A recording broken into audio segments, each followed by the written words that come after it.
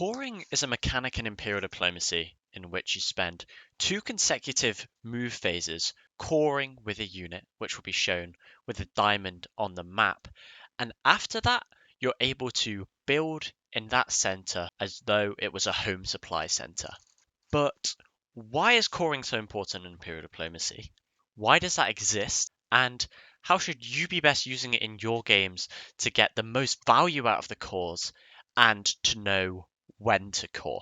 That's what we're going to be running through in today's video, so hope you enjoy. In Imperial diplomacy, a core is any place that you can build. Each of the powers on the board start with their own set of cores, which is where their units start, and throughout the game in the winter phases, where you're adjusting your unit count to equal your dot count, this is a time where if you're building, you've got more dots and you have units, you're going to be placing down units in your cores. Throughout the game, the units you already have on the board can also issue this core order, right? The number one quick, easy consideration if you've just clicked on this video is this. Is the core going to generate you enough value throughout of the game to warrant the tempo you're losing by that unit sitting there and doing nothing, right? That's the quick and dirty answer to the question, which is the title of the video. But if we want to dive a little bit more in depth into this, we can ask ourselves, well, how do we know how much tempo we're losing? And how do we know how much tempo this specific core is going to gain for us? So starting at the very beginning, as a starter for 10, this idea of coring in Imperial diplomacy is so important because as you move through the game, you're going to be pushing your front lines outwards, right? Let's take Abyssinia for as example. Throughout the game, you need to get 32 dots to win. So by the time you're in a mid-game Abyssinia position, I'll chuck one on the screen now, your front lines are going to be at least 4 moves away, say, from your starting location, right? Because you're going to have all your immediate dots, you're doing pretty well, and you're continuing to move out. But as you move out, you're going to get more dots, you're going to get more builds, and the later and later you go in the game, building an army in, say, Axum, when you're really wanting to be contesting tiles like Tripoli, is going to be useful for you for, say, like 3 or 4 years. If instead you could have Hawara Cord, then you're much closer to the front lines, right? And so coring predominantly is about getting fast supply lines to your front lines in any game as you move throughout the game so that you can keep your tempo high and carry on pushing in regions which maybe you're not normally meant to. If we keep on with Abyssinia as our example, coring these dots in Ajuran after you take them can be an amazing way to unlock new regions of the map for you and areas of growth. For example, say you get a core in Mogadishu, suddenly you're building these East Coast fleets and you're able to contest these tiles like Seychelles, Zanzibar and Sakalava, and maybe these are the dots you need to unlock to hit your 32 dots. Or maybe if you're playing for a solo and the games keep going longer and longer nowadays, maybe this is where you're getting your 50th dots and you're unlocking a really interesting INO position for you. But coring does have an inherent downside as well as all of this upside. It takes you 2 consecutive movement phases to core. So that can either be spring and fall, or it can be fall into the next spring. And this time spent coring is time that the unit is not going and getting another dot, right? In business, they call this the opportunity cost, and it's exactly the same here. This is the opportunity cost of the unit, and that's like the next best option that you're not getting because your unit is coring. Take, for example, you're coring your army in Warsangali, right? You think, Warsangali as a tile, maybe towards the mid-game if I'm trying to set up an Ajuran stat. Maybe I'm playing pro Ajuran now, but it could be a really useful core if I'm trying to unlock getting more armies into these tiles like Gala and Magentine. But if Warsangali is coring now, then it's not actively getting you growth. And maybe it could be getting in a tile like Gala and attacking Ajuran right now and getting you that growth, which you then can convert into more builds and more tempo on your other fronts. Similarly, if you're trying to greed for a core like a Zande O2, which can be a really good thing to do because by getting this core early in O2, you're keeping your options open and immediately giving yourself so much tempo if you're able to build in this core really early. But you're sacrificing a lot of power in your dynamic with Ajuran and Congo. Neither of these powers are going to absolutely love you coring this unit, right? Because it shows intent. It shows that in the future, I'm going to be wanting to build more armies, right? That's literally what it is. I want to build units in a core. There's literally no other reason to core something. And do either of these powers want you building units on their front lines? No, of course they don't.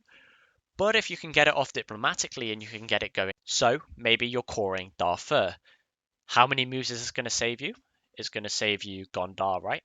It's going to save you one move because you can either build an army in Gondar, which can move to Darfur and then be pressuring Bayer, or you can be building the army in Darfur, which is pressuring it straight away. So let's say you build 2 armies in Darfur over the course of the game. That core has then paid itself off because you've spent the 2 phases coring it, and then you've got 1 phase back from the first army, 2 phases back from the second army. Similar sort of story maybe with a Zande, but let's say you're pressuring Nagala this time, right, off Congo. This time, the core saves you 2 moves compared to building an army in Gondar. So build just 1 army in this core, and it's already paid itself back in terms of the unit economy that you are paying for it. And this is basically the key consideration you need to use with any core. Are you just coring this tile for the sake of coring as a waiting move, or is the core actually going to generate you value as you move through the game? And if the core is in a location which is either going to A, unlock you a new region, like this East Coast cores, or say a North Coast core for the Safavids to start getting the fleets up north, or B, is it going to be in a location which allows you to propel armies and tempo in a consorted direction as you move through the game, which is going to end up saving you time, and time is your biggest resource when you're playing Imperial diplomacy. Let's say your game goes to 1850, that only gives you 18 possible move phases to get to your VSEC. To every one that you're saving is extremely important. The actual order of coring can also be a powerful tool to help break up stalemate lines. Say you hit a core in the spring. In the fall, you're then challenging your opponent to a guess. Either they tap your core to stop you getting it, but if they do that, they risk the fact that they're tapping out, so you might be able to force their dot, or are they going to risk not tapping it, and then you get the core, which obviously isn't something that they want. There's good locations for cores, but there's also good times for cores, and I have to turn to B1.5G as an excellent example of this. Portugal in Hyderabad cores in the fall. This is such a powerful thing to do, as we'll see for a couple reasons in a minute. But they core in the fall. Next spring, they carry on finishing the core. And then in fall, they dot Mugals. This is so powerful because they're finishing the core with maximum tempo, and then they're immediately dotting the Mugals and immediately building Hyderabad on top of that. So it's just a perfect stab because you're playing on side with them, right? You're baiting them to walk away, and then you're hitting this dot the next fall, and you're immediately able to build on top of that to hold the dot you just took. Similarly, Toku, played by Luxon, over in Nanking, beginning the core in fall, he's then clearing it in spring, he's then dotting in fall, he's then building in the winter. This is a really powerful kind of timeline of core that you can play if you're playing it aggressively. And if done right, it can be so devastating. And then you still have that core there for future years to carry on pushing your advantage, like we see Toku do here, with gaining more and more armies into the continent. Most of the coring that we've talked about so far has been for regionals, but for colonials, coring is an equally pivotal tool to win you games. Let's take Poland, for example, and their 2 1-dot colonies. Poland really wants to be playing for these colonies. They're in two of the most dot dense regions and divided regions of the map where you can really make a game for yourself if you play it correctly. And it's really tough to hit your VSCC of 42 in just Europe alone. But the issue is at the beginning of the game, even if you're doing really well, say you're going +4, +5 every year, if you want to overinvest into these one dot colonies, you pretty much can't because you only have the one core. And looking into year 3, say in West Africa, maybe you have a 3 center colony here.